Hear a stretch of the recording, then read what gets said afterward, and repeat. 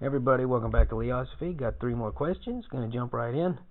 What is the difference between superstition and belief? Are they the same thing? I would say they're not. Whoa, accidentally knocked the camera. As far as I'm concerned, belief has to do with the acceptance or an opinion that cannot be demonstrably, verifiably confirmed. Everybody has beliefs in that sense, especially when it comes to abstract and subjective ideas like, what is the best way to live? What role should the government have in people's lives? What role should the family unit have in a community's existence? Things like that. Those are all beliefs. They're not things that can be verified. You can objectively say that gravity is a physical phenomenon. You can't objectively say that nonviolence is preferable to violence. Most people would agree with that. Most people would agree that they would prefer peace over war, for example, but that's still a belief. On the flip side, a superstition is the notion that doing something can have a cause or an effect that is objectively unrelated. In other words, it's like magical thinking.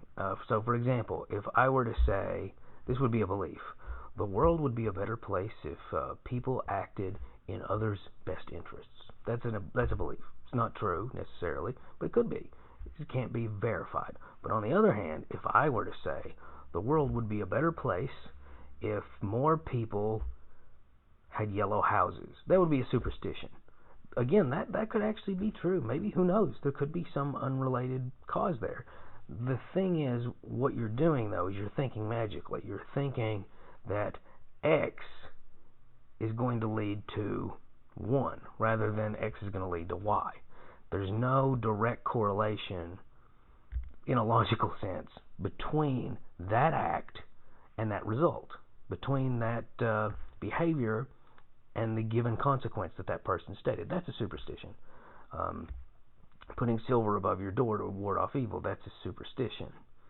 So in other words, you're prescribing a treatment for something that's unrelated in an objective sense to the result that you're intending.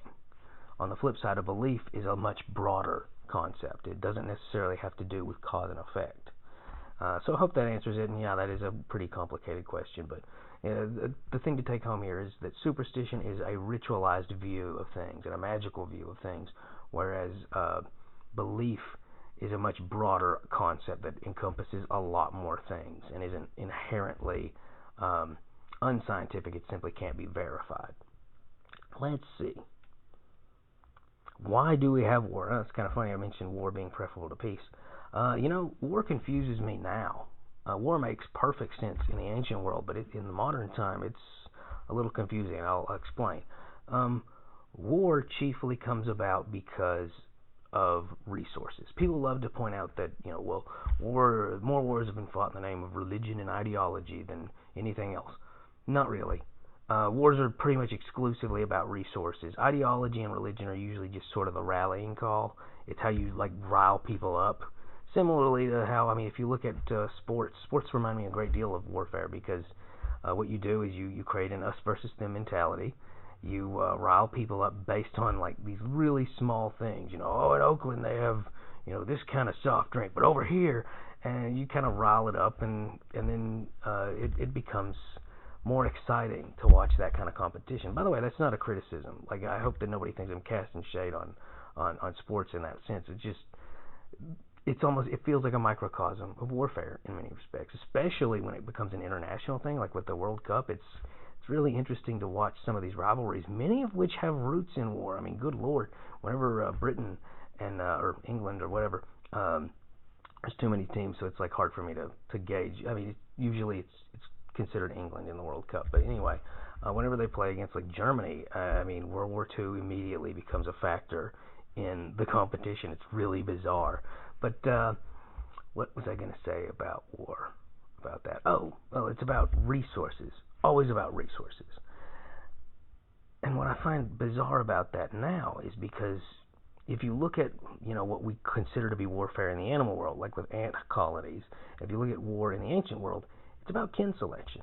It's about one genetic group trying to get the resources that another genetic group has, because that makes perfect sense with regard to nature, because the goal of every living thing is to spread their genetics and to accumulate resources for people in that bloodline. Again, it stems from kin selection. In the modern world, though, we have a lot of nations that are fighting wars where kin selection doesn't even apply. It's very strange. It doesn't make a lot of sense. So what is the goal? And I would say that war today is fought for two reasons. One is for ideology, because I think that people pursuing ideology, originally it was sort of a substitution for kin selection, and now it's sort of eclipsed it. Kind of like, I was talking in a previous video about how money has become, it's just a symbol for value. It's just a symbol for the value of labor, the value of an object, and now people pursue it almost like, they're trying to get the high score in a video game or something. Well, similarly, and people do this with video games, with Skinner box games. They pursue these high scores or this rare equipment, and the whole reason they started was to have fun, and now they're not having fun. Well, similarly, war seems to be less about resources now and more about ideology, even though ideology only existed in the context of warfare for kin selection, which no longer exists with these more multicultural nations. Additionally, I think the biggest reason, and I hate to sound like a conspiracy theorist, but I think a lot of it is actually, it's still about resources. It's just resources for a handful of small, very kin selection aware families and dynasties, you could use the word for it. And we can see this very plainly when you see a lot of the people who benefit from a lot of the modern wars that are taking place on the global stage. So, yeah, war has a very clear, defined reason until the middle of the 20th century, and then everything's just become a little bit more muddled. But I think that if you peel back the curtain, you'll see similar reasons. It's less about nations in the more ancient definition and more about families behind the curtain who are, almost like nations unto themselves. Hope that answers it. That kind of deserves its own video. I might cover more of that, like one of these Thursday rant videos. Last question: what is hate? Wow, that might be my favorite question so far, because it's a really good one. Because if you ask most people, they wouldn't know. You're always being told, like, never use that word. You don't hate that person. That is not the word we use. like it's a hex or something. I don't know. Hate is complicated because, really, you can be angry at something without hating it, and you can also hate something completely dispassionately, completely in a detached manner. I would say that hate is the revulsion of something to the degree that you want it to cease to exist, that you want to exterminate it. For example, I'd say that most people, 99.99999% of people, hate mosquitoes.